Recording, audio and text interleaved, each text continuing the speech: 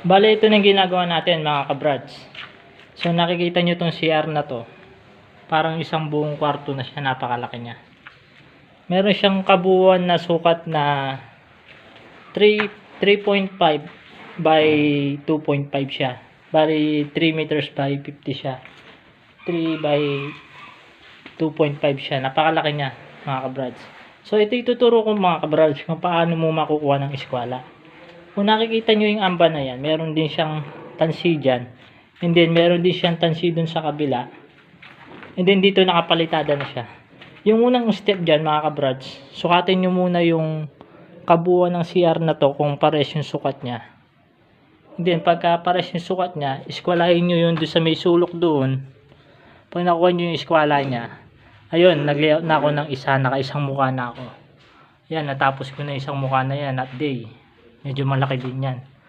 And then nakuha ko na yung finish niyan, palitada. Nakapalitada na tong isa. Iskwalahin ko na lang yan papunta rito. Ito isang tansi na to.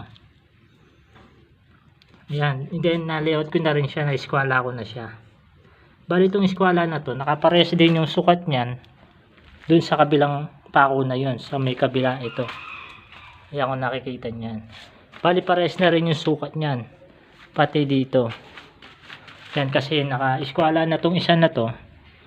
Pinasa na natin yung eskwala nun, papunta rin naman sa kabilang dulo, dito sa may amba. So pag magsusukat kayo niyan, do-double check nyo yung amba mga kabrads kung pares yung losing niya. Kasi baka hindi magkapares yung losing niya, pangit yung kalalabasan niya. Meron siyang maliit saka malaki. Kaya kailangan pag nakuha nyo eskwala nun, double check nyo rin yung amba niya. So ayan yung pinang-eskwala natin dito, plywood. Ito yung pinang-eskwala natin. Ayan, napakalaki yung eskwala niya. Eskwalado to mga kabrads, yung kanto ng plywood. Yan o, kanto ng plywood, yung hindi pa siya natabas. Yan yung pinang-eskwala natin. So napakaganda ng ano, kasi pagka palitada na siya, kailangan sigurado talaga. Lalo na malaki itong CR na to. Ayan, nakita nyo yung ano niya, yung bara niya. Lapat na lapat siya mga kabrads, hanggang itaas. Ayan, ang taas nito. Meron siyang taas na 4.2. Ayan o, napakataas. And then tayo rin kasi yung magtatiles nito, kaya tayo rin yung nagpalitada. Kaya sinurbor lang natin siya. Ayan, ganito lang yung diskarte dyan mga kabrads pagka magle-layout kayo ng CR. Lalo na ganito kalaki, medyo masyelan to CR na to kasi napakalaki niya. Masyelan din yung nagpapagawa. Yan, lapad ng titirahin natin. Doon na tayo magsisimula ng palitada niya. Kung nakikita nyo, wala pa tayong mga abang na PPR. Sa huli na namin kinakabit yun pag may mga palitada na. Saka yung flooring na to, nauna na kami ng palitada. So ayan, may mga abang na rin tayong floor drains sa bowl. Then ito, mayroon pa tayong mga iabang dito. So hanggang dito na muna to mga kabrads.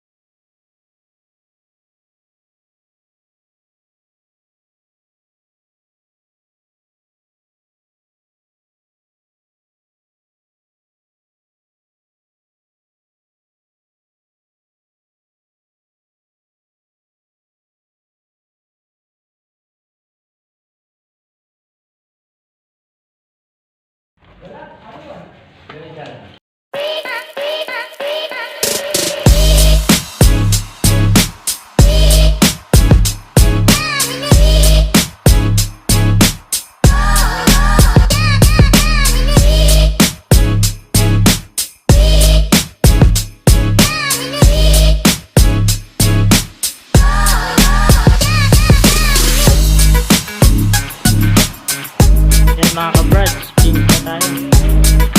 So double check natin yung eskwela niya mga kaboy. Ayan, tingnan natin. Ayan siya mga kaboy. 0-0 siya. Ayan, eskwela din. Bali, inubos ko na yung TV natin. Yung hot and cold. Gagamitin natin. Kakaroon natin. Sa kabila. Eskwela din. Eskwela din mga kaboy.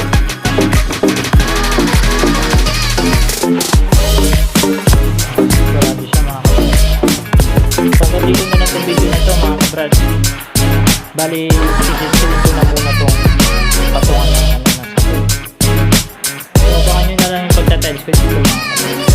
Papakita ko rin sa inyo. So, God bless.